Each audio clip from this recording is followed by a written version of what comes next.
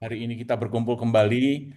Hari ini akan bicara mengenai hati yang menjadi luka, ya, pengalaman-pengalaman negatif, emosi-emosi negatif. Kita akan bicarakan bagaimana Alkitab membicarakan tentang emosi yang negatif yang bisa berdampak kepada kesehatan jiwa atau mental health, ya, karena banyak sekali orang-orang yang mempunyai masalah dengan kesehatan jiwa, dan kalau kita punya teman atau keluarga atau siapapun, bagaimana kita bisa mengatasi bersama-sama dan membantu mereka dalam memberikan kesempatan untuk jiwa itu bisa kembali lagi.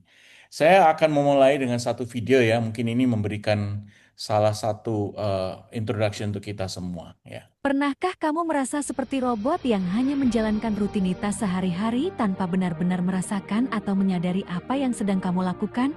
Makan sambil scroll sosial media, bekerja sambil memikirkan masalah kemarin, atau terus-menerus cemas tentang masa depan? Tahukah kamu bahwa ketidakhadiran kita secara mental dalam aktivitas sehari-hari bisa memicu berbagai masalah kesehatan? Mulai dari gangguan pencernaan karena makan terburu-buru, sakit kepala karena stres berkelanjutan, hingga masalah tidur karena pikiran yang terus berputar. Kita sering terjebak dalam pola pikir yang selalu berada di masa lalu atau masa depan, menyesali kejadian yang sudah berlalu atau mengkhawatirkan hal-hal yang belum terjadi. Padahal, satu-satunya momen yang benar-benar kita miliki adalah saat ini, detik ini juga. Bayangkan seperti sebuah tarian tubuh dan pikiran perlu bergerak dalam harmoni yang sempurna. Ketika kita belajar untuk hadir sepenuhnya dalam setiap momen, kita mulai mengembalikan keselarasan antara tubuh dan pikiran yang mungkin telah lama hilang. Mari kita mulai dengan hal sederhana saat makan. Cobalah untuk benar-benar merasakan setiap suapan. Rasakan teksturnya, nikmatilah aromanya, kunyahlah perlahan hingga halus. Saat minum, rasakan bagaimana air mengalir perlahan melewati tenggorokan. Ini bukan hanya tentang makan atau minum, tapi tentang melatih kesadaran kita. Dengan membiasakan diri untuk hadir sepenuhnya dalam setiap aktivitas, kita akan mulai mengenal diri sendiri lebih dalam. Kita akan lebih memahami apa yang tubuh kita butuhkan, apa yang membuat kita bahagia, dan bagaimana mengatasi berbagai tantangan hidup. Ini seperti menyalakan lampu dalam ruangan gelap, tiba-tiba kita bisa melihat dengan jelas. Kita mulai mengenali pola-pola dalam hidup kita, memahami trigger yang membuat kita stres, dan menemukan solusi yang tepat untuk setiap masalah. Kehadiran mental dalam setiap aktivitas adalah kunci untuk hidup yang lebih seimbang dan bermakna. Ini bukan tentang menjadi sempurna, tapi tentang memulai perjalanan untuk lebih menyadari dan menghargai setiap momen dalam hidup kita. Jadi, mulailah dari hal kecil. Rasakan napasmu saat ini, sadari postur tubuhmu, rasakan sensasi udara di kulitmu. Karena setiap langkah kecil menuju kesadaran penuh adalah langkah menuju kehidupan yang lebih sehat dan bahagia. Rakyat yang diabaikan negara saja bisa memberontak, apalagi tubuh dan pikiran. Kebayangkan pemberontakan yang muncul adalah sakit dengan berbagai jenis penyakit, mulai dari ringan sampai berat. Tubuhmu adalah sekumpulan rakyat yang bervariasi jenisnya dan kebutuhannya. Oke, jadi teman-teman, itu semua menunjukkan bagaimana kesadaran akan tubuh kita.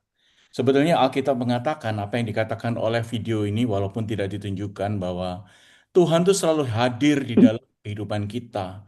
Sehingga kalau kita tidak merasakan kehadirannya, maka kita akan merasakan sesuatu kekosongan di dalam kehidupan kita. Sama dengan apa yang video katakan, apabila kita tidak menyadari apa yang kita lakukan satu persatu, di situ artinya Tuhan tidak hadir. Nah, disinilah malam ini kita akan bicarakan kalau Tuhan tidak hadir dalam tubuh kita, dalam jiwa kita, di dalam roh kita, maka kita akan mendapatkan banyak sekali Pernahkah emosi-emosi kamu negatif, ya. Nah, emosi negatif dalam bentuk macam-macam, mulai dari frustasi, kemudian kita bisa bicara mengenai kesedihan, merasakan ketakutan, merasakan kegelisahan, merasakan depresi, ya, kekecewaan, bahkan menjurus kepada iri pada orang lain, memikirkan bahwa diri sendiri tidak baik, saya masih kurang, dan selanjutnya kurang pede, dan lain-lain. Dan ini semua memang kita alamin kalau kita tidak merasakan bahwa Tuhan itu sebetulnya ada dalam diri kita, ya. Nah, kalau dengan demikian, maka yang kita rasakan negatif emosi itu bukan berasal dari dalam diri kita saja, tapi kadang-kadang dipacu oleh stimulasi yang berasal dari luar daripada tubuh kita, dari luar daripada jiwa kita. Nah, inilah kita yang harus membedakan bahwa penumpakan emosi yang menyebabkan dari emosi negatif akan disebabkan oleh peristiwa internal dan peristiwa eksternal. Nah, nanti kita akan lihat ya bagaimana bahwa internal itu juga banyak juga mempengaruhi emosi-emosi negatif, apalagi juga eksternal. Nah, ini contoh-contohnya misalnya ya internal yang tidak mampu menerima kenyataan diri sendiri. Saya merasa kok kurang pinter, saya merasa kurang apapun juga kekurangan kita. Sehingga harapan yang terlalu tinggi yang kita on ourselves ya, high expectation itu akan mencapai dan menetapkan ekspektasi yang kadang-kadang tidak realistis terhadap diri kita. Nah, ini hal-hal yang kita taruh di dalam diri kita sehingga kita mempunyai masalah emosi bertumpuk secara internal. Dan ini hubungan dengan emosi karena apa? Emosi sebagai beban kita akan pegang terus dan kita akan masuk dan selalu eksponensial. Begitu kita merasakan emosi kan akan bertambah-tambah terus sebelum kita bisa menyelesaikan dengan kedamaian dalam diri sendiri. Bagaimana kekurangan kita itu ya terima apa adanya. Tapi kalau di sana ada Tuhan maka kita pasti bisa untuk menerima bahwa Tuhan itu akan memperbaiki daripada emosi kita. Nah, kalau ada Tuhan, pasti kekecewaan yang berulang akan tidak jadi, akan hilang. Kemudian ketakutan akan perubahan akan hilang, tidak takut lagi melawan perubahan pasti ada, perubahan itu nyata, tapi kita tidak takut untuk menghadapi perubahan itu, ya.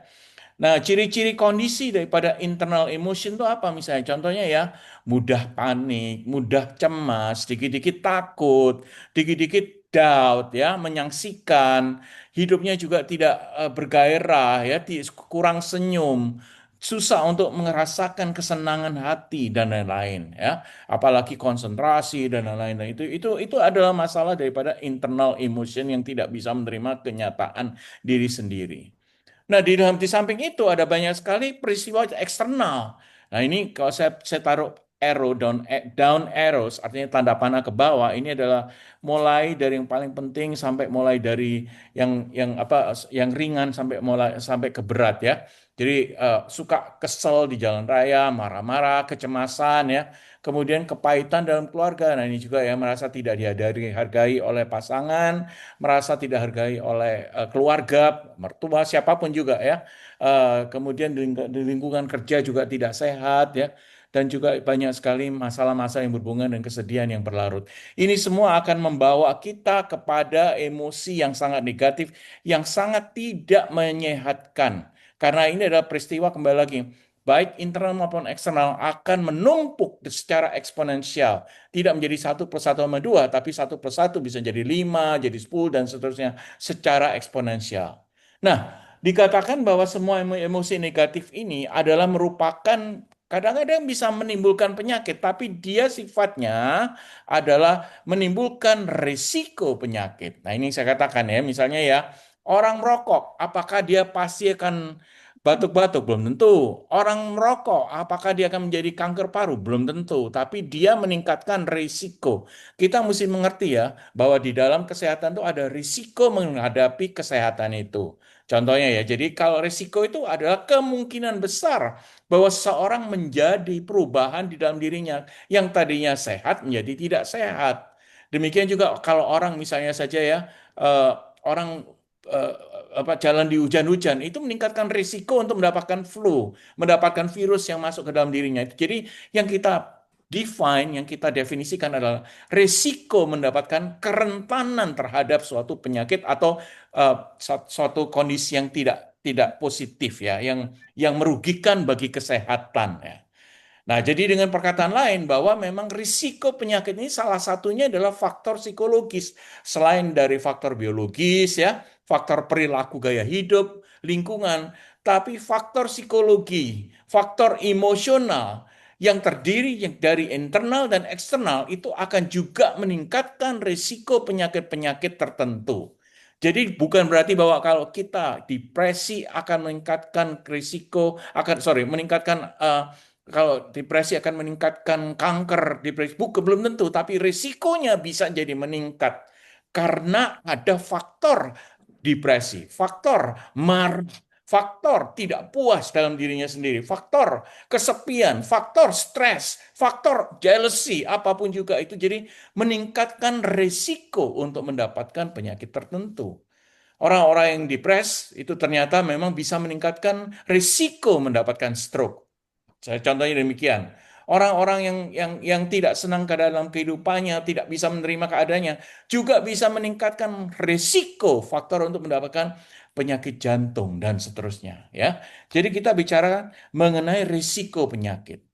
Nah, hari ini kita akan melihat dua macam ya dari kedokteran timur TCM Traditional Chinese Medicine itu sebenarnya juga sudah melihat ini bahwa ada risiko penyakit yang bisa disebabkan oleh keadaan mental kita. Contohnya kalau orang yang suka marah-marah itu bisa masalah dengan liver ya. Kalau suka sedih, suka diam-diam depresi itu paru-paru ya. Kemudian kalau sering cemas ya, mempertanyakan ya ketakutan lebih banyak kecemasan itu lebih ke arah lambung ya karena cemas ya. Kalau ketakutan itu risiko untuk ginjal ya. Dan kalau stres banyak itu akan merisiko terhadap hati dan otak ya. Nah, ini adalah TCM dan ini orang-orang yang sudah berumur udah ditemukan teori ini 6.000, 7.000, 10.000 yang lalu mereka sudah melihat adanya faktor risiko terhadap daripada emosi negatif kepada penyakit-penyakit tertentu yang bisa dihasilkan karena dampak dari risiko penyakit itu. Ternyata kalau kita lihat kedokteran modern pun juga bisa melihat dalam hal ini. Sudah banyak sekali data-data yang ditunjukkan di dalam perspektif kedokteran modern bahwa emosi negatif itu juga bisa dilakukan, bisa didapatkan dengan keadaan penyakit ya dari penyakit jantung, penyakit paru, penyakit ginjal, penyakit liver, kanker dan sebagainya. Karena apa? Karena ternyata emosi-emosi tertentu akan bisa menaikkan inflamasi. Di mana kalau inflamasi naik maka imunitas akan menurun sehingga kalau stres jangka panjang akan bisa menurunkan imunitas yang dibutuhkan untuk kesehatan ya. Sehingga ini adalah hal-hal yang bisa didapatkan karena risiko penyakit yang meningkat karena memang imunitas kita turun ya. Di samping itu ada lagi gangguan endokrinologi hormon-hormon kita karena kortisol yang meningkat dan lain-lain ya. Nah, sehingga memang perilaku yang menyebabkan daripada emosi negatif daripada emosi negatif ini akan meningkatkan kesempatan untuk tubuh yang tadinya sehat menjadi tidak sehat. Tadinya udah dilihat sudah melewati TCM, sekarang kedokteran modern. Dan ternyata kita lihat di dalam Alkitab pun sudah dituliskan bahwa kalau kita mempunyai masalah-masalah, itu akan memperlemah hidup kita dan tubuh kita. Nah, contohnya di kitab Amsal 17:22 juga dikatakan bahwa hati yang gembira adalah obat yang terbaik.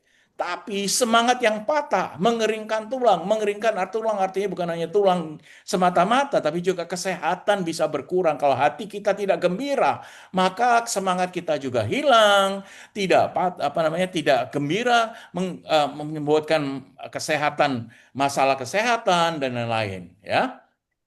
Kesedihan yang mendalam, kepahitan dan dendam membuat manusia secara lemah, secara batinia dan jiwa kita bahkan berdampak pada fisik yang menjadi negatif.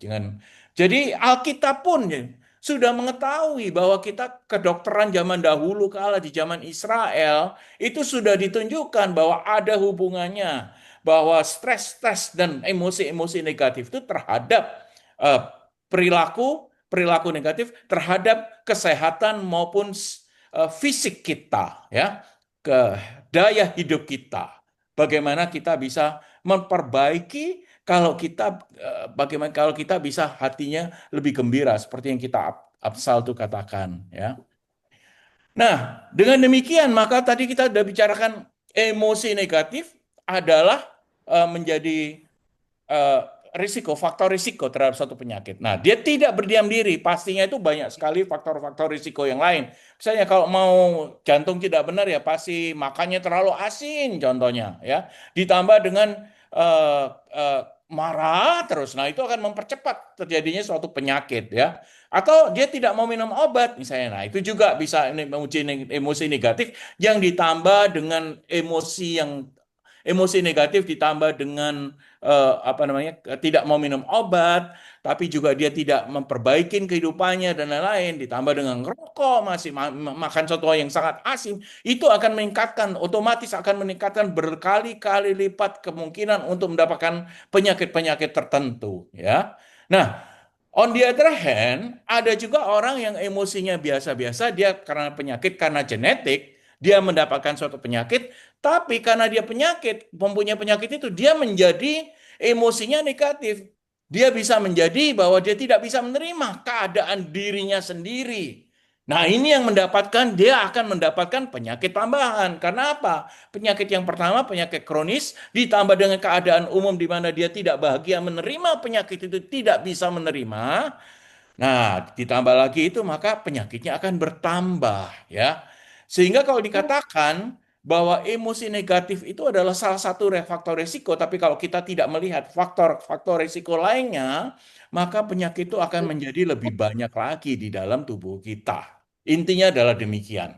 Maka yang harus kita lakukan adalah nanti kita bicarakan mengenai apa ayat-ayat Alkitab juga menunjukkan bahwa bagaimana kita itu bisa bertumpu pada Tuhan, kita punya iman pada Tuhan untuk mengurangi daripada emosi negatif dan risiko-risiko faktor-faktor risiko lainnya. Itu adalah tesis yang kita malam ini harus ingat, ya. Bahwa emosi negatif saja tidak akan menyebabkan suatu penyakit. Tapi kalau dia bertumpu kepada dirinya sendiri dan tidak mau menghilangkan dirinya, dia tidak bertumpu pada Tuhan, maka emosi yang negatif itu akan menjadi menumpuk dan risiko terhadap suatu penyakit akan menjadi lebih tinggi. Disitulah Tuhan bekerja, disitulah kalau kita minta, maka dia akan membantu kita untuk menghilangkan risiko-risiko penyakit, termasuk yang emosi-emosi yang negatif itu. Ya, jelas ya. Nah, dikatakan salah satu adalah dosa. Kalau kita merasa berdosa di dalam Alkitab, dalam firman Tuhan dikatakan bahwa dosa menjadi risiko juga terjadinya emosi negatif. Kalau risiko terjadi emosi negatif, maka terjadi penyakit, ya. Alkitab menggambarkan bahwa setelah manusia jatuh dalam dosa, ya, Adam dan Hawa, hati menjadi sumber berbagai dorongan yang merusak diri. Itu dituliskan di Yeremia maupun di Injil Markus, ya. Karena apa? Karena kalau kita merasakan bahwa kita hati menjadi sumber dorongan suatu hal yang merusak diri, contohnya kemarahan, kecemasan, dendam, kesedihan yang tidak tertara, ya, banyak sekali, yang tinggi sekali, ya. Dan itu menunjukkan keterpisahan manusia dengan Allah, karena Tuhan menyatakan bahwa kalau engkau dekat padaku, maka di dalam kitab beberapa surat-surat Rasul Paulus tunjukkan bahwa engkau tidak akan merasakan kemarahan. Engkau tidak akan merasakan kecemasan, engkau tidak akan merasakan dendam, kesedihan, dan lain-lain yang emosi-emosi negatif itu. Karena apa? Karena engkau tahu bahwa engkau selalu bisa bertumpu pada Allah. Nah, disinilah bahwa emosi negatif yang kita mendapatkan ini membuat kita tidak dekat sama Tuhan. Relasi kita akan menjadi rusak, dan ini yang menjadi faktor risiko terhadap terjadinya penyakit, apalagi penyakit yang lebih besar lagi, penyakit yang tadinya kecil, tapi kalau ditambah dengan emosi negatif, ditambah dengan risiko yang lainnya, maka dia akan bisa menjadi besar, dan akhirnya kalau sudah menjadi besar, kita susah untuk mengatasinya. Sehingga yang pertama, kalau kita lihat di sini, bahwa kalau kita dekat sama Tuhan, maka Tuhan akan membantu kita lewat Roh Kudus. Tuhan Yesus akan bahkan menghilangkan semua risiko-risiko negatif itu, sehingga kita bisa mencegah terjadinya penyakit yang lebih besar, ya.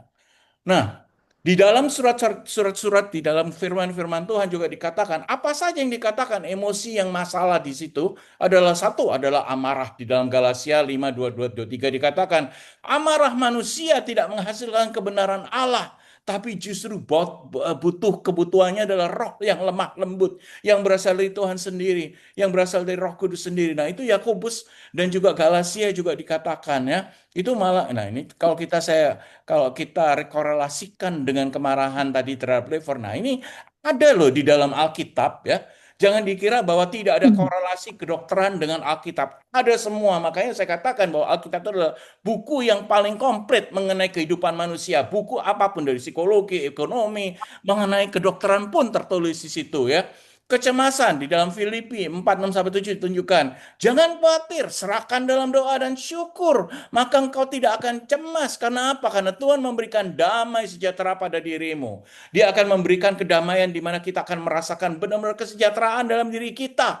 Karena kita tidak khawatir, kita serahkan semuanya pada Tuhan. Tapi kalau kita tidak dekat sama Tuhan dan kita tetap khawatir, kita tidak menyerahkan, kita tidak berserah, maka akan terjadi kecemasan dan itu akan melukai spleen ya menurut TCM ya. Adalah limpa kita akan, nah, kalau limpa kita ini bermasalah, maka kita akan menghasilkan GERD contohnya, hiperasiditas, bloating. Nah, banyak sekali hal-hal yang bisa dapat di dalam tubuh kita karena apa? Karena kita khawatir di mana kita tidak bisa menyerahkan apa adanya dan kita masih megang terus masalah itu.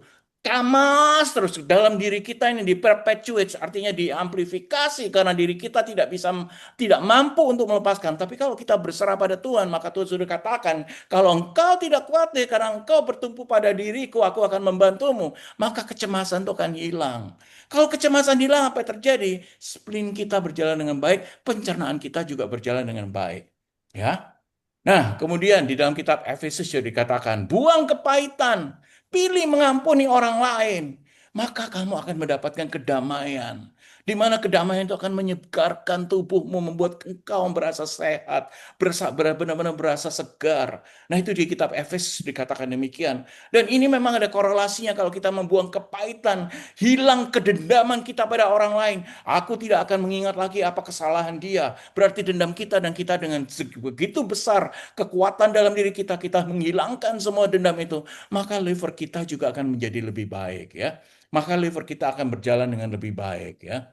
Nah, itulah yang dikatakan memang korelasi yang besar sekali di mana kalau kita berserah kepada Tuhan, maka Tuhan akan menyehatkan kita.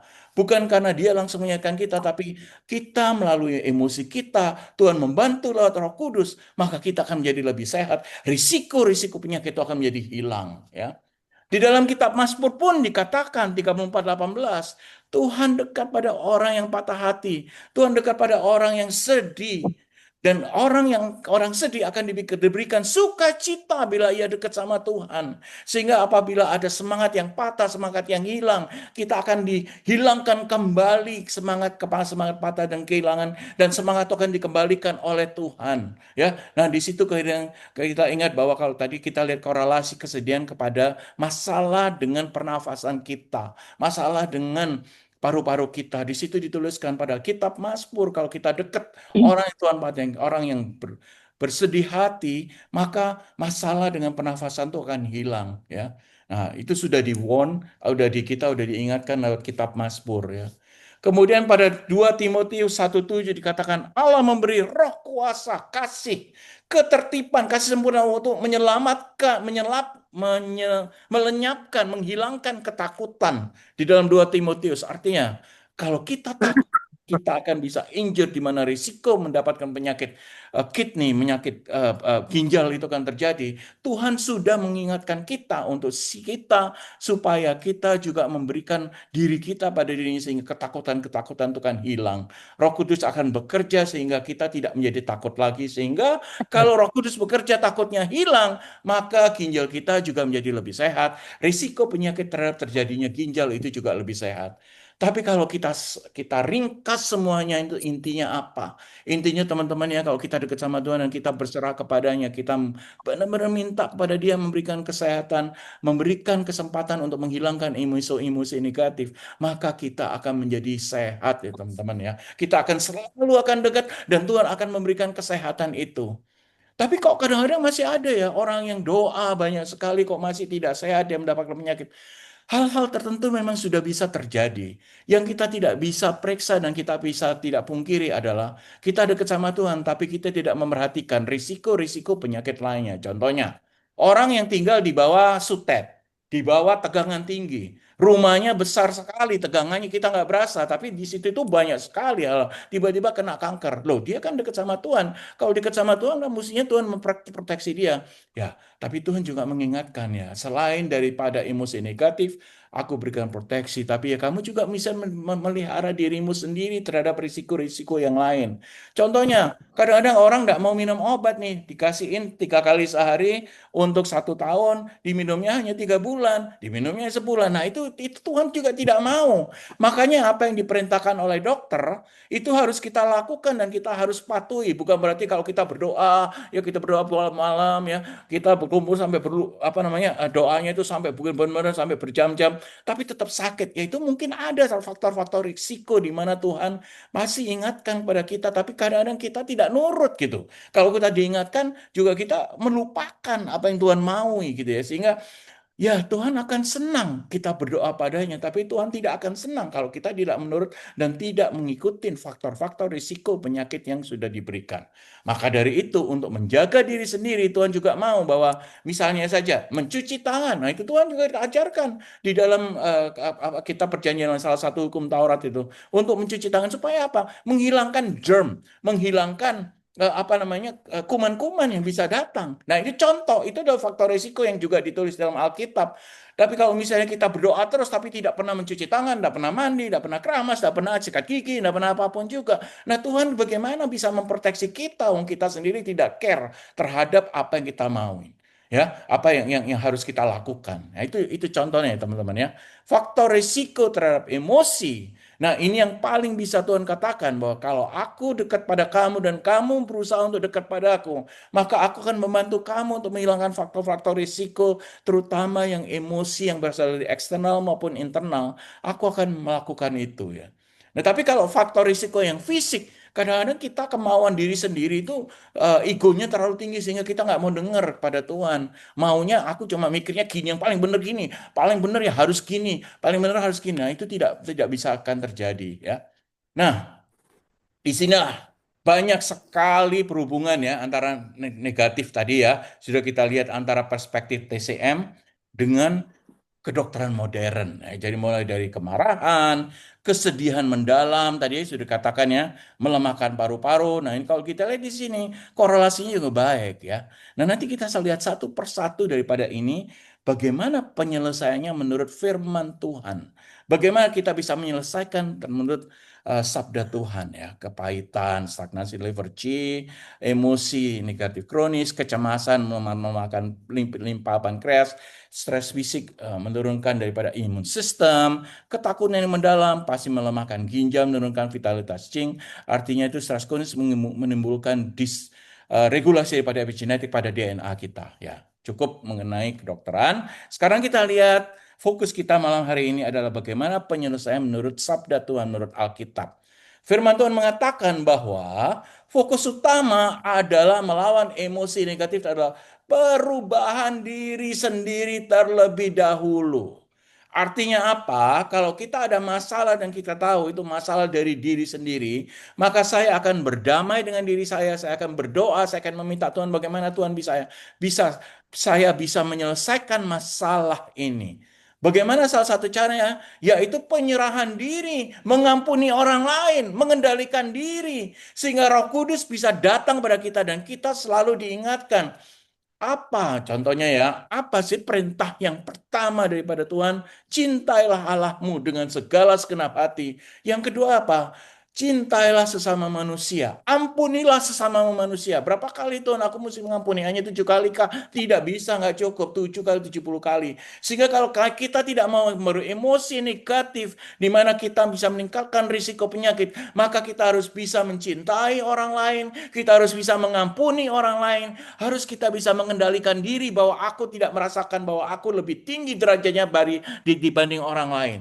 As simple as that. Nah, disitulah kalau kita bisa melakukan itu bukan hanya di dalam lip service, tapi kita benar-benar melakukan. Tidak hanya kita baca, tapi kita benar-benar melakukan. Disitulah Roh Kudus bekerja. Disitulah Roh Kudus akan memperbarui hati kita. Disitulah semua masalah-masalah akan bisa berubah, di mana yang tadinya risiko penyakit besar karena adanya emosi negatif, tapi karena Roh Kudus bekerja, maka Dia akan mengingatkan kita sehingga emosi negatif itu akan diperbesar, diperkecil. Yang tadinya membesar eksponensial, sekarang mengecil secara eksponensial dan akhirnya menjadi kecil atau menjadi tidak ada, ya. Ini penting ya teman-teman ya. Kalau kita bisa mengendalikan diri, kita bisa berserah. Maka kalau kita lihat tadi itu ya masalah kemarahan, dengan kebencian, dengan macam-macam. Dengan sabda Tuhan pun, dengan firman Tuhan kita dengarkan dan kita lakukan apa yang dia mau kita lakukan. Maka faktor risiko penyakit itu sudah berkurang. Maka kita akan menjadi lebih sehat. Dan kita akan mendapatkan kesejahteraan yang Tuhan janjikan. Di situ Alkitab mengatakan bahwa kalau kita tidak bisa menyerahkan diri pada Dia, kita tidak bisa mengampuni orang lain, kita tidak bisa mengendalikan diri kita, maka kita akan tetap mendapatkan emosi negatif yang merupakan faktor risiko terhadap penyakit-penyakit tertentu. Sehingga buah daripada hati yang sudah berubah karena Roh Kudus bekerja dalam diri kita tidak kelihatan lagi. Bagaimana dia bisa menuntun diri kita untuk menjadi lebih sehat, menjadi emosi lebih positif kalau kita tidak tidak menjalankan apa yang dia mauin. Artinya apa? Kita tidak menjalankan apa yang Tuhan maui, yaitu cintailah Tuhanmu dengan segenap hatimu dan cintailah sesama manusia sesuai dengan engkau cinta pada dirimu sendiri. Dengan perkataan lain, kalau kita memutuskan risiko penyakit lewat pemutusan daripada emosi negatif, maka kita harus menjadi pembaruan diri kita. Mau menerima Tuhan, mau menerima Roh Kudus, mau menjalankan apa yang Dia mau kita Oh, iya, iya, jalankan.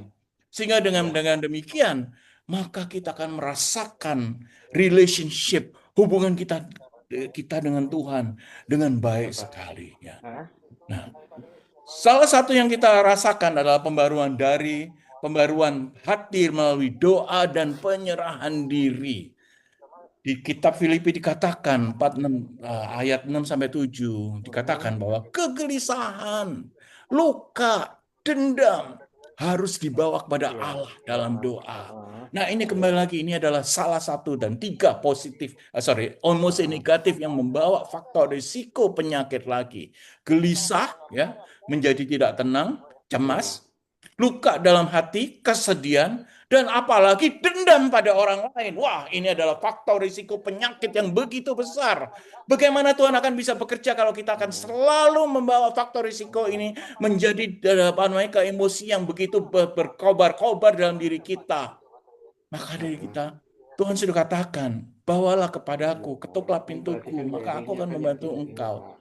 Tapi Itu kalau engkau berarti masih bergelut dengan apa yang kau alami dan engkau masih bergelut dengan apa itu yang kau berarti kan namanya rasakan kan dan tidak kelalaian mau ya. berubah, bagaimana saya bisa membantu engkau? Sengaja Bagaimana Pak. saya bisa melakukan hal-hal yang supaya engkau lebih sehat? Kalau engkau tidak melakukan apa yang aku mau engkau lakukan, yaitu bawa dalam doa, dekat sama aku, ampuni orang lain, bantu orang lain.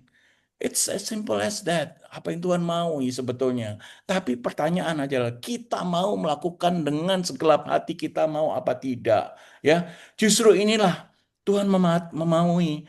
Tuhan sangat mengharapkan bahwa kita menyerahkan batin kita, menyerahkan hati kita, melakukan perintah yang Dia lakukan karena disitulah Roh Kudus akan bekerja. Disitulah Roh Kudus bekerja untuk menata kembali seperti halnya Dia adalah insinyur yang menata hati kita. Sehingga yang tadinya hati yang luka, hati yang gelisah, hati yang dendam, akan menjadi hati yang sejahtera, hati yang damai. Dan disitulah kalau kita mempunyai kasih, hati yang sejahtera, maka faktor risiko penyakit itu juga akan bisa menurun. Faktor risiko penyakit itu akan bisa dilembutkan. Sehingga semua hal-hal yang berdampak negatif bisa didamaikan oleh Yesus Kristus sendiri. Kristus akan bekerja dan Kristus akan gembira kalau kita bisa melakukan itu. Nah, itu secara internal kita harus melakukan itu, ya. Kemudian apa lagi yang harus kita lakukan? Nah, salah satunya adalah kita mesti memperbarui pikiran kita lewat firman Tuhan, lewat sabda Tuhan, the word of the Lord, dan juga pengampunan, ya. Roma 12:2 kita diingatkan menuntun kepada pembaruan budi agar pola pikir yang dipenuhi kecurigaan, curiga sama orang terus, wah ini akan mengakalin saya, oh ini akan nipu saya, oh ini akan membuat saya tidak happy, saya lebih baik-baik ya, I better watch out with this guy, he looks very suspicious to me, dan lain-lain. Bayangan-bayangan itu harus diberikan, dihilangkan, dan diganti dengan kebenaran firman. Disitulah Tuhan bekerja. Kalau kita bisa memperbaikin cara kita berpikir, kita tidak mempunyai pola kecurigaan, tidak mempunyai pola bayangan-bayangan yang sebenarnya semangatnya adalah negatif terhadap diri kita, ya.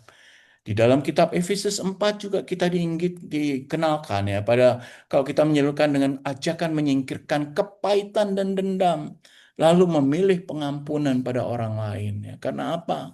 Karena kalau kita bisa mengampuni, artinya racun-racun yang ada dalam diri kita, yang ada dalam jiwa kita, yang membuat kita meningkatkan faktor penyakit tadi. Kalau kita tidak mengampuni, akan tetap berkumpul di dalam hati kita. Kalau kita tidak bisa mengampuni, itu akan menjadi faktor risiko yang makin lama makin tertumpuk di dalam diri kita. Sehingga apa yang terjadi? Kita tidak bisa dipulihkan. Bagaimana Roh Kudus mau bekerja kalau di situ kita nyimpan racun, racun yang berasal dari dalam diri kita selalu, yang kita tidak mau hilangkan. Bagaimana Roh Kudus bisa bekerja? Kalau yang apa yang dia kerjakan itu berserakan kotoran-kotoran jiwa, kotoran-kotoran roh yang harusnya kita bisa hilangkan, tapi dia akan susah untuk menghilangkan dan memilih satu dengan yang lain. Sehingga maka pembaruan pikiran melalui firman, melalui kedekatan sama Tuhan, dan juga melalui pengampunan, itu sangat penting sekali. Ya. Kemudian apalagi yang kita bisa lakukan? Nah, yang kita lakukan adalah lewat tindakan dan pengendalian diri dan praktek kasih, praktek cinta kepada orang lain, ya. Cinta kasih yang Tuhan ajarkan, yang kita terima, harus kita juga lakukan. Di dalam Galatia 5, 22 sampai 23 diingatkan bahwa pengendalian diri adalah buah roh. Artinya, kalau ada sesuatu pada hal kita, bukan lagi kita reaktif, tapi juga karena hati kita yang sudah diperbarui, hati kita yang sudah dibuat sejahtera, disitulah kita akan mendapatkan pengendalian diri karena roh sudah bekerja. Sehingga kalau kita bisa mengendalikan diri kita, maka kita akan bisa menghilangkan hal-hal yang negatif, amarah, dendam, iri hati, dengki, kecewa, kemudian apa namanya curigaan dan lain-lain itu dengan suatu hal yang sangat positif, hal yang berunduh kasih kepada orang lain. Dan itu juga kita lihat bahwa kadang-kadang kita makanya kita itu harus sering menolong, harus kita sering memberi kepada orang lain. Karena tindakan memberi, tindakan menolong itu akan membawa kita kepada suatu hal yang dimana positif, hal yang positif akan terbangun dalam diri kita. Kalau kita bisa mengikhlaskan orang lain salah kepada saya, bahkan kita mendoakan mereka, kita juga katakan, doakanlah musuh-musuhmu. Kenapa? Ya untuk supaya emosi yang negatif bisa dihilangkan karena kita sudah bisa mengalahkan ego kita dan kita bisa menunjukkan bahwa kita memang benar-benar berserah dan kita bisa menghilangkan risiko-risiko penyakit tertentu yang dihilangkan yang didapatkan karena kita tidak bisa menghilangkan kekecewaan kita. Dan disitulah di mana Tuhan akan bekerja. Kalau lingkaran emosi negatif itu diputus, maka risiko-risiko terhadap masalah kesehatan akan juga dihilangkan. Di eksternal, dari teman kerja, dari keluarga, tetangga, siapapun juga itu bisa dihilangkan. Dan kita akan menjadi bukan hanya damai sejahtera, tapi kita menjadi lebih sehat. Itu yang Tuhan janjikan. Bukan hanya damai sejahtera, tapi sehat. Kita mau, Tuhan mau bahwa kita itu semua sehat. Kita bukan hanya kalau kita penyakit berdoa pada Tuhan, justru bukan. Justru karena di dalam Alkitab diajarkan adalah preventive medicine.